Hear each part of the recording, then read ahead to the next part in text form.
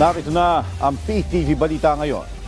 Ang paninindigan ng Pilipinas ay nakabatay sa batas, katotohanan at dangal ng sambayan ng Pilipino at hindi sa takot. Ito ang reaksyon ni Chairman Emeritus Dr. Jose Antonio Goytias sa bagong ulat ng isang think tank na patuloy na ipinagtatanggol ng Pilipinas ang teritoryo nito sa pamamagitan ng prinsipyo. Ipinakita ng ulat na ang ating posisyon sa West Philippine Sea ay may mas malalim sa territorial claim. Ito ay mahalagang ambag sa pagpapanatili ng pandaigdigang kaayusan at paggalang sa batas. Sinabi pa ni Goytias na kapag tama ang paninindigan ng Pilipinas, naririnig ito sa ibang bansa. Sa ating lagay ng panahon, posibleng pumasok na sa Philippine Area of Responsibility ang low pressure area anumang oras ngayong araw.